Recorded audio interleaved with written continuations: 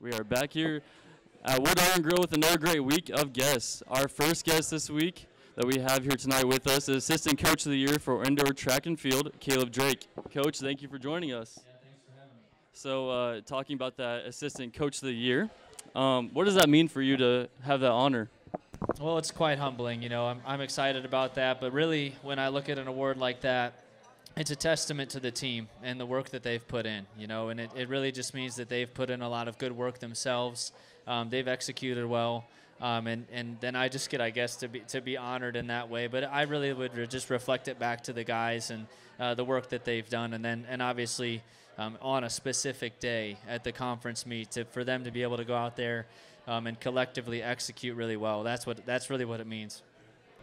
And again, off that, you know, your team has been very successful, as you talked about, breaking many of records this season. So how would you say that the success has been for your runners that you watch over? Yeah, so we've had a pretty historic year, you know, and even on the men's and the women's side both, you know, we've broke both the 4x8 and the DMR records on both sides, and that's pretty cool, and significant records at that. You know, the ladies broke both records by 30 seconds or close to that, and on the men's side, we were just shy of 20 seconds on the 4x8, and they're breaking their own records, you know, within that. But, yeah, individually 800 through the 5K. So the 800, the 1K, the mile, the 3K, and the 5K on the men's side, that's pretty special to kind of sweep all the distance events. And I don't know that we'll ever do that in one season again. If we do, we're having some fun and doing some great things. So it's gone really well, you know. And again, it's just a testament to the work that the guys and girls are putting in and day out at practice and in the off season and leading up to those seasons. And a lot of it for us, it starts in the summer.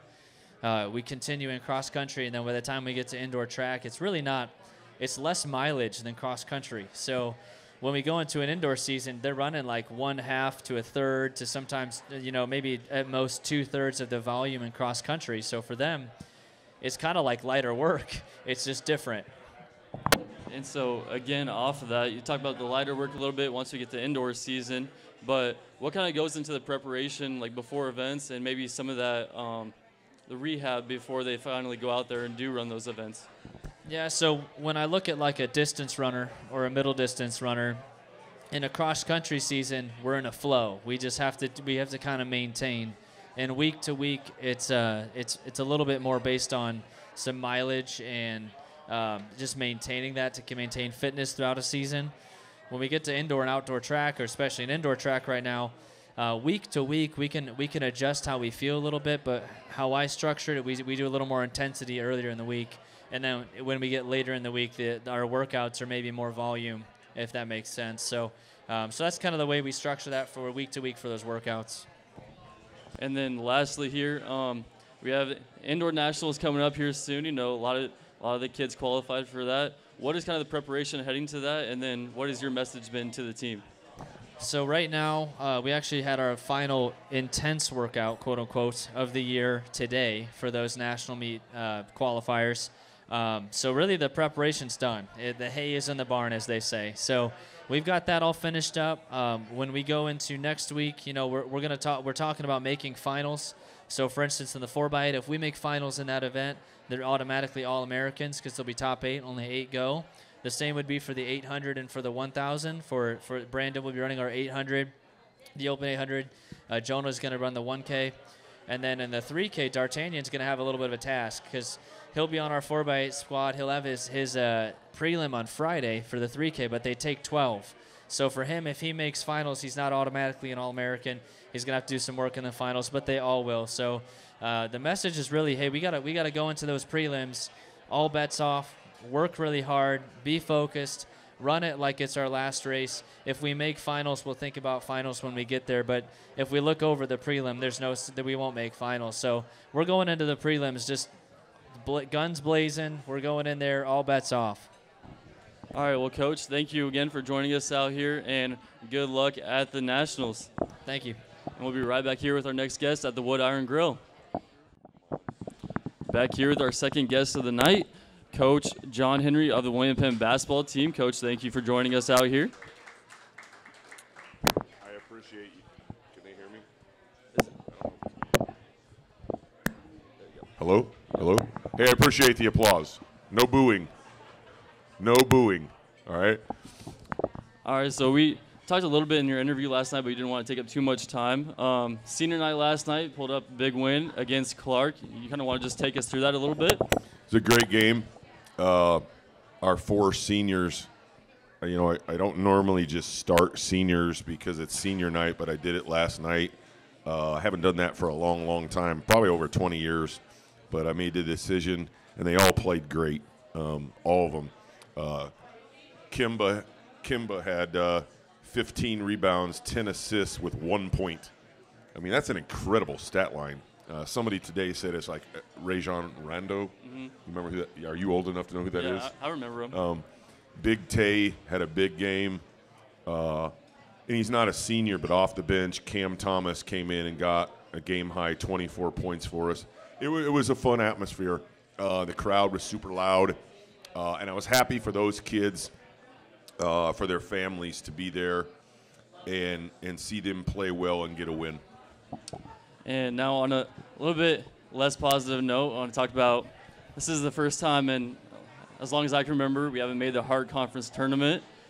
Well, we usually win it every year, yes, let alone be in it. But, this is a different year, and it's been frustrating. It's been disappointing. And, yes, we are not making it to the postseason. And usually I'm sitting here talking about how we're ranked number 1 or number 5 in the country or number 10 or, we're hosting nationals or we're going to Kansas City or Branson. It's just not that way this year. And it's my responsibility after Saturday to work towards getting back to that. And for whatever reason, I'm not going to give excuses or whatever. This year just hasn't gone the way we wanted it to go. And so you talked about next year getting back to that. Do you guys already have a plan in place of how you want to go about that? Well, I was telling these fine folks over here, Coach Crookham and Coach Crookham and Coach Peterson, I was telling them I've got some recruiting plans, and my staff is going to work very hard to not have this repeated. However, last night, as I said in the senior speeches, and I'll keep this short, it was a celebration of families. A kid who finishes his career, he's played all those AAU games, all those junior high games, all those high school games, all those college games, gone on all those camps. His parents bought all those tennis shoes. And for you to finish your career is a celebration. Now, it hasn't gone winning-wise the way we wanted it to, but those 4 kids, for them to be not that guy sitting over here at this bar talking about, well, I could have played ball, but, it didn't go my way. They finished. And that's to be celebrated. Now, normally we're cutting down nets, and we're not talking about stuff like that. But it's still a cool thing for them to see out their careers. And along with that celebration, last night you guys called up a reserve player to the team, Kobe Horn, and he did a good job last night when he came up there too. I was just wondering what went behind that decision. He terrifies me. He's huge. And, no, he's been a good player all year on our JV team.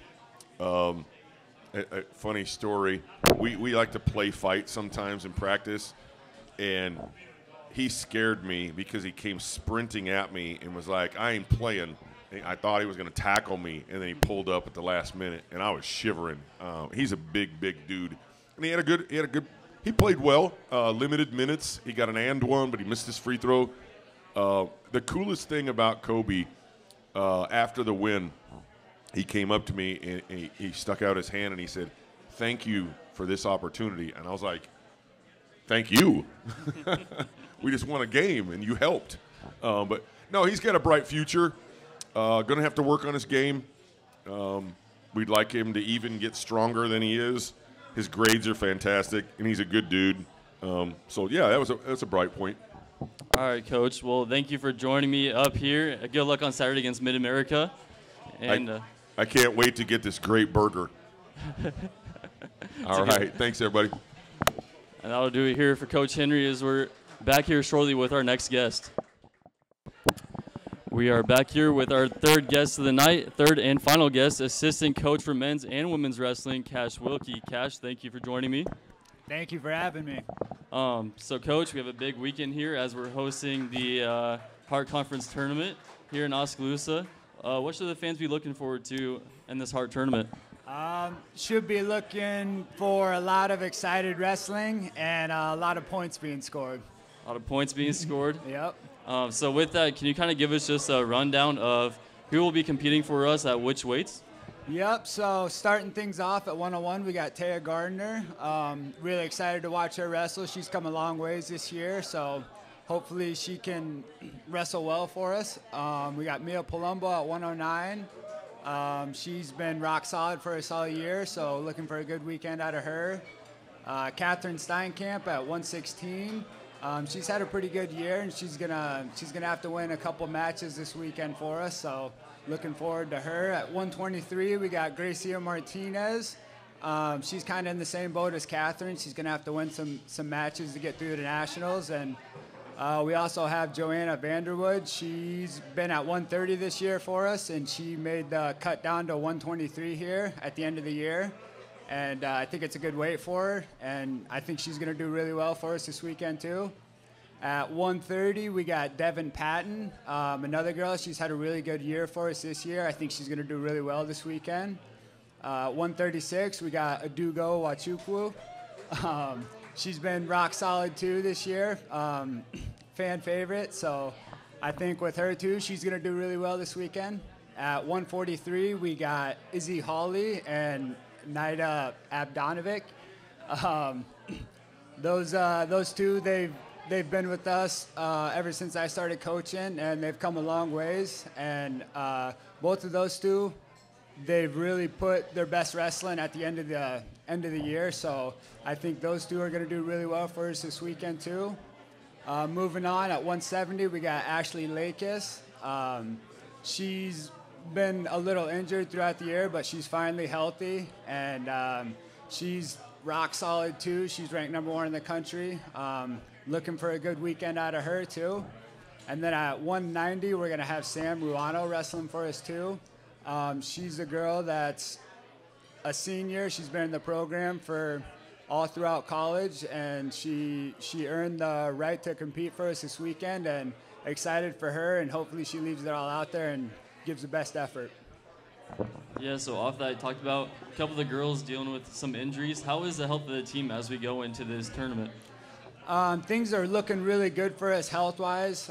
Kind of towards the end of the year here, we kind of focus more on getting the girls ready to compete at their absolute best. And if you got to tone practices down a little bit, a little less live wrestling and, slowing things down. And like I said, just getting everybody to put their best wrestling forward. And for a lot of the girls, it was just about getting healthy. So we've kind of tapered things back a little bit so that they're ready to go this weekend. And then same thing after this weekend, the girls that make it to nationals will probably hit it hard at the beginning of the week. We got a week to train, and then we leave on, I think, Wednesday the following week. So we'll get some good training in, but same kind of deal. Taper back a little bit and make sure everybody's healthy and ready to go for nationals.